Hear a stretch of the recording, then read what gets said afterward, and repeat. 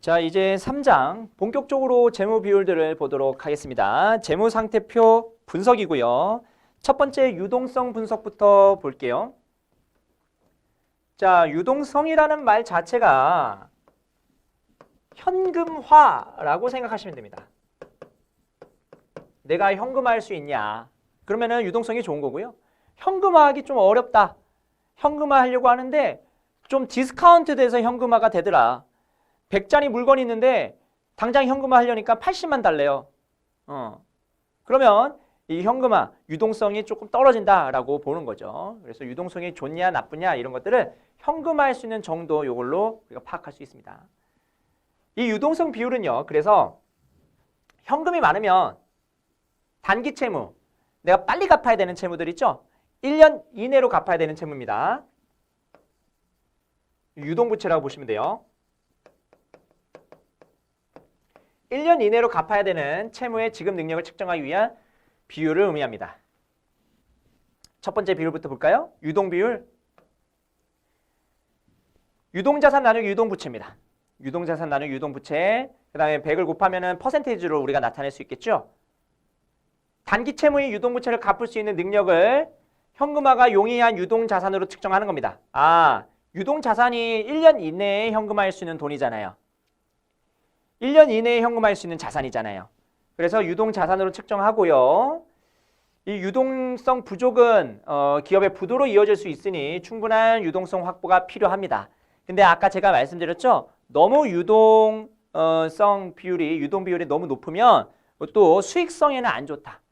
안정성에는 좋고 단기적 지급 채무 능력에는 좋을 수 있겠지만 수익성에는 그렇게 좋은 건 아니다. 라는 것도 알아두시면 되겠습니다. 자, 이것과 비교해야 되는 비율이 당좌 비율입니다, 여러분. 자, 당좌 비율 보시면 뭘 뺐어요? 유동자산에서 재고자산 같은 걸 뺐습니다. 재고산 말고도 뭐 성급 비용 이런 것들도 빼야 되긴 하는데 뭐 거기까지 우리가 신용분석 시험에서 나오지는 않았고요. 당좌 자산을 우리가 유동자산에서 재고자산을 차감한 값으로 우리가 생각하시면 되겠습니다. 당좌 자산이 뭐냐면요. 내가 가지고 있는 자산을 없애면 그 반대급부로 뭐가 들어오는 자산이냐면 현금이 들어오는 자산이에요. 자, 그래서 재고자산 같은 경우에는 재고자산이 없어지면 뭐가 들어와요? 재고자산 없어지면 원가로 바뀌죠. 재고자산이 물론 재고자산 팔릴 때 돈이 들어오긴 들어오죠. 근데 그 재고자산만 생각해 보자고요. 재고자산 없어지면서 원가로 대체되죠. 일부에서 배웠던 내용이잖아요. 제가 여기서 회계 강의를 하지 않습니다. 여러분들이 회계 일부를 들었다고 가정하고 회계 원리 정도는 들었다고 가정하고 제가 진행을 하니까 이해가 안 되시면 일부를 수강하시면 더 좋을 거예요. 2부는요. 일부를 수강해야지만 좀 더 이해가 잘 되거든요. 또 효율적으로 공부할 수 있습니다. 2부부터 공부하시면 안 돼요. 자, 어쨌든 그래서 재고자산 같은 경우에는 재고자산이 만약에 팔리면 재고자산 없어지면서 매출 원가가 이렇게 잡히죠. 그런 다음에 뭐 별도로 현금 받고 그 다음에 뭐 매출 발생시키고 물론 요게 별도의 어떤 회계 처리가 나오긴 하겠지만 재고와 매칭되는 거는 원가라고요. 원가. 이러한 자산들, 유동자산이긴 하지만 회전율이 1년 이내로 빠르게 돌아가고 있는 그런 자산이긴 하지만 돈으로 바뀌는 자산이 아닌 경우에는 우리가 당좌 자산을 계산할 때 뺍니다. 그래서 당좌 자산 안에는 뭐가 있냐? 당좌 자산 안에는 일단 현금은 당연히 있어야 되고요. 그 다음에 매출 채권. 매출 채권도 이것도 돈으로 바꿀 수 있잖아요. 매출 채권 회수하면은 매출 채권 없어지면은 돈으로 반대급부로 돈이 들어와야겠죠. 매출 채권 없애고 돈이 들어와야 됩니다. 그 다음에 뭐 단기 금융상품 같은 거. 금융상품도 내가 이거를 이제 가지고 있는 금융상품을 매각하거나 팔아버리면은 돈이 들어오잖아요. 이런 것들이 당좌 자산입니다. 이렇게 생각하시면 되고 재고자산은 당좌 자산에 포함시키지 않습니다. 그래서 일반적으로 재고자산은 현금화 능력이 떨어져 당좌자산으로 유동성을 측정하는 것이 더 합리적입니다. 그러니까 유동비율로 측정할 때 한계점을 당좌 비율로 보완하는 겁니다. 재고자산 같은 게 엄청 많은 기업이다. 그러면 사실은 유동성이 그렇게 좋다라고 얘기할 수는 없거든요. 재고자산이 창고에 엄청 많아. 유동자산이 엄청 많겠죠. 하지만 이 재고자산이 현금화할 수 없으면 안 팔려가지고 창고에다가 이만큼 쌓아놓은 거라면 그러면 그 기업은 유동성이 좋다라고 함부로 얘기할 수가 없는 겁니다. 아시겠죠? 2번 중요합니다. 2번 잘 알아두세요. 유동 비율이 높은데 당좌 비율이 낮다면 그러면 재고자산을 과다 보유하고 있다. 이렇게 볼 수가 있습니다. 됐죠? 당좌 비율은 낮아. 현금, 매출채권, 단기금융상품 이런 것들은 되게 작아. 근데 재고가 엄청 많아.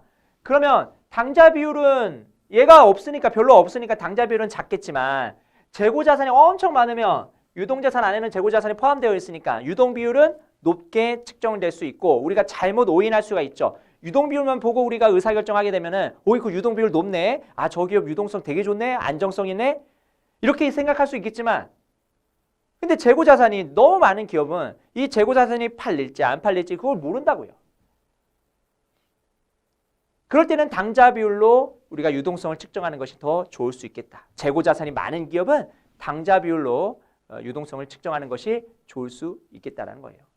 아시겠죠? 자, 당좌 비율까지 봤고 그 다음에 가장 보수적인 어떤 유동 비율입니다. 가장 보수적인 유동성 비율이죠. 바로 현금 비율이에요. 현금 및 현금성 자산만 얘기하는 겁니다. 당좌 자산 중에서 매출 채권도 현금보다는 그 현금화 능력이 상대적으로 떨어지죠. 그래서 매출 채권까지 다 제외시켜버리는 거예요. 매출 채권도 이거 그 회수하려면 제가 돈을 갚아야지 회수할 수 있는 거잖아요. 그렇죠? 만약에 못 갚으면 매출 채권도 휴지 조각이 되는 겁니다. 그런 것까지 감안한 어떤 비율 능력이라고 보시면 돼요.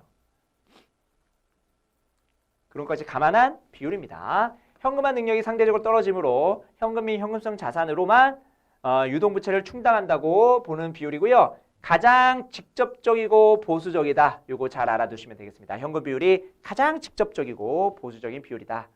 이렇게 보시면 되고요. 그 다음에 밑에 순운전자분 비율인데요. 이 순운전자분 비율은 유동성 비율로 우리가 보긴 보지만 이거는 어떤 구성 비율적인 성격이 강합니다. 구성 비율. 전체 총 자본에서 순운전자분이 얼만큼 차지하고 있는지 그래서 1, 2, 3 비율과 조금 별도로 구분해서 보셔야 돼요. 순운전자분 비율을. 순운전자분 비율이 높다라고 한다면 뭐 운전자분, 유동자산 맞네? 유동성 좋네? 라고 얘기를 할 수는 있겠지만 그 근본적으로 우리가 위에는 유동부채를 갚아야 될 어떤 자산들을 얘기했지만 여기는 전체 자본에서 순운전자분이 차지하는 비중을 얘기하고 있습니다. 순운전자분은 뭐냐? 유동자산에서 유동부채를 차감한 값입니다. 유동자산에서 유동부채를 차감한 값. 일반적으로 얘가 0보다 크다면 유동자산이 더 큰 거죠. 그러면 유동비율은 유동자산 나누기 유동부채인데 유동자산이 더 유동부채보다 크면 유동비율은 1보다 크겠죠. 분자가 더 크니까. 그렇죠? 순운전 자본은 음수가 될 수 있어요. 얘가 음수가 될 수 있어요. 순운전 자본 비율은 음수가 될 수 있거든요. 음수가 되면은 유동 비율은 1보다 작아지는 것이고요. 왜? 유동부채가 더 큰 거니까. 됐나요? 순운전 자본에 대한 정의 잘 알아두시면 되고요. 나중에 또 나올 겁니다. 순운전 자본 비율은 절대적인 금액인 순운전 자본을 총자산 대비해서 상대적인 비율로 측정한 값입니다. 유동 비율이 100% 미만이면 순운전 자본 비율은 음의 값이 나옵니다. 그러니까 여기가 100%잖아요. 1이 100%잖아요. 그러면 100% 미만이면 뭐가 더 큰 거예요? 유동부채가 더 큰 거죠. 유동자산보다. 유동부채가 유동자산보다 더 크면 순운전 자본은 음수가 나오죠. 그래서 순운전 자본 비율은요, 음수가 나올 수 있어요. 앞에 있는 비율들 있죠? 앞에 있는 비율들은 음수가 나올 수 없습니다. 왜? 분모 분자가 다 0보다 큽니다. 유동자산, 유동부채 다 0보다 크기 때문에 우리가 음수가 나오지 않는데 순운전자 비율은요, 이 순운전 자본 자체가 음수가 나올 수 있습니다. 그렇기 때문에 유동 비율이 100% 미만이면 순운전자본 비율이 음의 값이 나온다. 그러면서 이렇게 우리가 얘기할 수가 있는 겁니다. 아시겠죠? 그 다음 레버리지 분석 볼게요. 자, 레버리지 분석은 타인 자본에 의존하고 있는 정도를 특정하는 겁니다. 부채. 대신에 여기는 부채는 단기 부채 말고요, 좀 장기 부채 관점에서 우리가 본다라고 생각하시면 돼서, 앞에서 봤던 유동성 비율은 단기 채무에 대한 지급 능력을 보는 거라면, 여기는 레버리지 분석은 좀 더 장기적 차원에서 이 기업이 망할 수 있는지 안 망하는지 그거를 보는 거예요. 아시겠죠? 그래서 레버리지 비율이 클수록 손익 확대 효과는 크지만 재무 안정성은 낮다. 나중에 레버리지에 관련된 더 자세한 내용을 배우겠지만 요거는 2회 독 때 보시면은 이해가 되실 거예요. 지금은 레버리지 효과에 대해서 자세하게 공부를 하지 않았기 때문에 요 문장이 잘 이해가 안 되겠지만 나중에 2회 독해서 2회 독할 때 이 문장을 읽어보시면은 이해가 될 겁니다. 부채 비율 볼게요. 부채 비율은 일반적으로 자기 자본분의 부채 이렇게 정의합니다. 그래서 부채가 높으면 부채 비율이 높아요. 부채 비율이 높으면 대리비용이 발생할 가능성이 크다. 이게 무슨 말이냐? 기업의 이익의 배분 과정에서 채권자한테 우선권이 있죠. 기업이 돈을 벌면 이자 비용 주고 세금 나가고 그 다음에 나머지 당기순이익 그 중에서 배당금으로 지급을 하죠. 주주한테 가는 돈이잖아요. 그러면 기업이 번 돈은 채권자와 주주 중에 채권자한테 먼저 갑니다. 그러면 채권자한테 우선권이 있어서 부채 비율이 높으면 상대적으로 주주 입장에서는 어떻게 의사결정을 할 유인이 생기냐면, 아니 다 이게 기업 번 돈 다 채권자 가져가면 주주 입장에서 들어오는 돈이 적을 수 있겠다라고 생각이 되겠죠. 주주 입장에서 좀 이거 어떻게 하지? 채권자한테 주고 난 나머지가 내 건데 그러면 어떻게 해야지 내가 돈을 벌 수 있을까? 그렇게 짱구를 굴리면서 극단적인 선택을 하게 됩니다. 어떻게 하는 거냐면 위험한 투자를 하게 됩니다. 위험한 투자를 해야 그나마 주주한테 떨어지는 돈이 있겠죠. 부채가 많으면 많을수록 위험한 투자를 해서 주주한테 떨어지는 돈이 많게 만드는 겁니다. 유한채무이거든요. 주주가 채권자한테 채권자가 못 받은 금액을 주주가 대신 갚아줄 의무는 없습니다. 그렇기 때문에 만약 기업이 망했어요. 그러면 주주 입장에서는 지가 투자한 돈만 잃으면 돼요. 근데 기업이 대박이 났어요. 그러면은 엄청난 수익을 얻습니다. 그렇기 때문에 주주 입장에서는 좀 더 위험한 투자를 할 수밖에 없어요.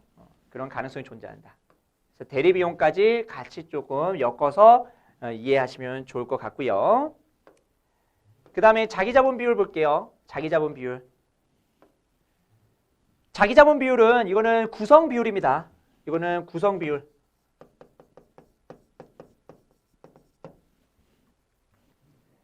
전체 총 자본에서 자기 자본이 얼마만큼 차지하고 있는지를 나타내는 거예요. 문제에서 이런 게 조금 많이 나와요. 이거는 비율이기 때문에 예를 들어서 여기 자기 자본 비율이네요. 이거 고쳐주세요. 부채 비율이 아니라 자기 자본 비율이에요. 자기 자본 비율 오타가 있어요. 자, 만약에 자기 자본 비율이 30%다. 그러면 그때 부채 비율은 얼마입니까? 구할 수 있습니다. 부채 비율이 자기 자본에서 자기 자본의 에쿼티라고 할게요. 그 다음에 부채 뎁이라고 할게요. 그래서 부채 비율을 에쿼티분의 뎁 이렇게 쓸 수 있잖아요. 우리 방금 배웠던 거예요. 1번에서. 자, 어떻게 구하냐? 이렇게 하면 됩니다. 여러분. 어렵지 않아요. 여기가 100일 때 자기 자본 비율이 30%라면 여기에 30이 있다는 소리죠. 그러면 부채는 70이 있다는 소리죠. 그럼 부채 비율은 3분의 7 이렇게 쓰시면 됩니다. 그래서 자산, 부채, 자기 자본 요거에 대한 숫자들을 그냥 임의적으로 입력한 다음에 그 다음에 비율 구하라고 하면 그냥 요 안에서 비율 구하시면 되는 겁니다. 아시겠죠? 어려운 건 아니에요. 비율이기 때문에 어떤 절대적인 금액이 중요하지 않습니다. 상대적인 비율값이 중요하기 때문에 이런 식으로 풀어도 된다라는 거예요. 아시겠죠? 자, 그 다음